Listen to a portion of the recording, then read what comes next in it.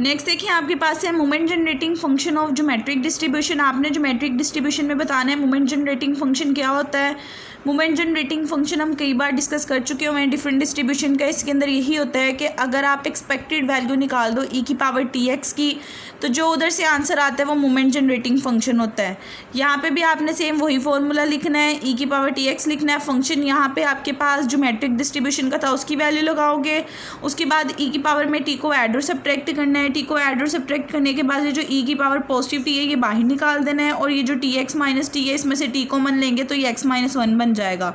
ये वाला काम हमने क्यों किया, क्योंकि क्यू की पावर भी एक्स माइनस वन थी, यहाँ एक्स आ रहा था। इन दोनों की बेसिस आपके पास जो पावर्स है उसको सेम बनाने के लिए हमने यहाँ पे टी ऐड और सब्ट्रैक्ट किया था।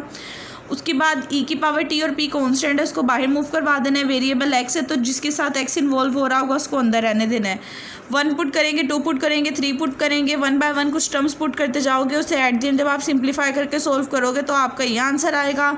अब एक्सपोनेंशियल ऑफ टी ऊपर और नीचे दोनों जगह इन्वॉल्व हो रहा था, आप ई की पावर टी से डिवाइड कर दोगे तो यहाँ ई की पावर माइनस टी आ जाएगा, यहाँ ई की पावर टी खत्म हो जाएगा और at the end moment generating function का ये आंसर आ जाएगा।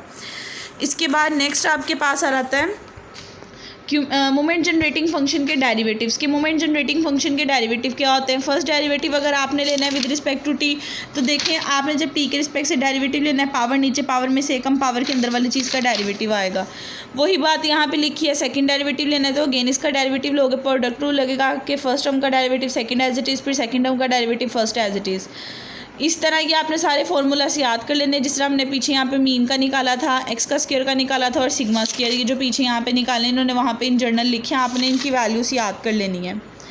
उसके बाद नेक्स्ट आपके पास टॉपिक स्टार्ट होता है मल्टीनोमियल डिस्ट्रीब्यूशन का। मल्टीनोमियल के नेम से आपको पता होना चाहिए जहाँ पे बहुत ज़्यादा आपके पास बेसिकली जो एक्सपेरिमेंट है उसके अंदर आउटकम्स अकर हो रही हों। मल्टीनोमियल आपके पास एक्सपेरिमेंट का मतलब ये होता है जब आपके पास 2 या 2 से ज़्यादा पॉसिबल आउटकम्स आ रही हों किसी भी एक्सपेरिमेंट की, आप उसे मल्टीनोमियल कहते हो। फॉर एग्जांपल अगर हमने किसी भी मैन्युफैक्चर्ड आइटम को क्लासीफाई करना है, हम कह सकते हैं वो गुड है, वो एवरेज है, वो अच्छी नहीं है। इसी तरह अगर कोई एक्सीडेंट हम कह सकते हैं कि कम लोग इंजर्ड हुए हैं, कुछ लोगों को ज़्यादा जख्म आए हैं, कुछ लोगों की डेथ हो गई। यानी कि एक चीज़ के अगर एक टाइम में एक से ज़्यादा केसेस बन रहे हैं और वो सारे आपस में रिलेट कर रहे हैं तो तब हम मल्टीनोमियल डिस्ट्रीब्यूशन लगाते हैं। यही इसकी डेफिनेशन लिखी हुई है, या आपने इसकी डेफिनेशन याद कर लेनी है। उसके बाद इसकी डेविएशन के अंदर इसका एक फॉर्मूला लिखा हुआ है। मल्टीनोमियल बेसिकली आपके पास परमुटेशन वगैरह से रिलेटेड है। मल्टीनोमियल का बेसिकली जो मेन फार्मूला है वो ये वाला है। डेरिवेशन आपने उसकी रीड कर लेनी है, लेकिन मेन फार्मूला आपने इसका याद कर लेना है। आपको छोटे छोटे एक्सपेरिमेंट्स की वैल्यू दी होगी, टोटल एन की वैल्यू भी दी होगी, आपने सबकी वैल्यूज़ बस उसके अंदर कलेक्ट करके प्रोबेबिलिटीज़ निकाल के पुट कर देनी है। इसका सम भी हमेशा आपके पास इक्वल टू 1 आता है, क्योंकि अगर हम इसके ऊपर समीशन अप्लाई कर दें, इसके ऊपर अप्लाई कर दें, रैंडम वेरिएबल और प्रोबेबिलिटीज़ का सम 1 होता है, तो वहाँ से हम डायरेक्ट कह सकते हैं कि आपके पास एडजेंट इसको सॉल्व करके आपका आंसर 1 आ जाएगा।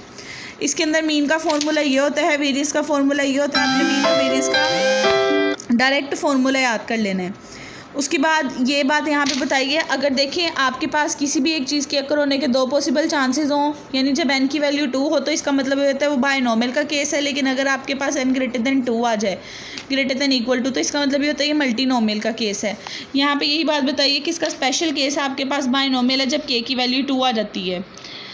अब इससे रिलेटेड इस चैप्टर की लास्ट एग्जांपल है कि अगर आपके पास एक बॉक्स है उसके अंदर 5 रेड 4 वाइट और 3 ब्लू बॉल्स हैं। अभी x1 है, x2 है, x3 है और जो इसकी टोटल अमाउंट है वो n की वैल्यू है जो कि आपके पास 12 है।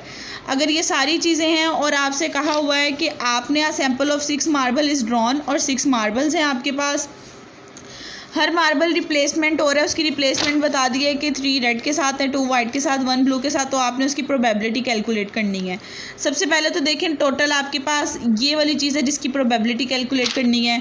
3 रेड हैं, 2 वाइट हैं और 1 ब्लू है।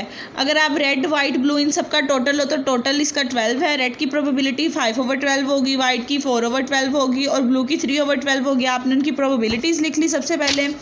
उसके बाद आपने क्या करना है, ये वाला जो फॉर्मूला है उसके अंदर वैल्यू पुट करनी है। देखिए यहाँ पे टोटल जितनी आइटम है 3 + 2 + 1, ये आपके पास 6 हैं, तो n की जगह 6 पुट कर दोगे। x1 x2 x3 की जगह उसकी वैल्यूज़ पुट कर दोगे। इसी तरह जो यहाँ पे p1 p2 p3 निकला है ये वैल्यू पुट कर दोगे और इसकी पावर x1, इसकी पावर x2, इसकी पावर x3। सिंपल फंक्शन के अंदर सारी वैल्यूज़ आपको गिवन थी, आप पुट कर दोगे, एट द एंड आपका ये आंसर आ जाएगा। और इसके बाद बच्चों नेक्स्ट इसकी एक्सरसाइज है, आपने इस एक्सरसाइज को देखना है, जो क्वेश्चन आपकी एग्जांपल से रेलिवेंट होंगे आपने वो वाले क्वेश्चंस कर लेने हैं।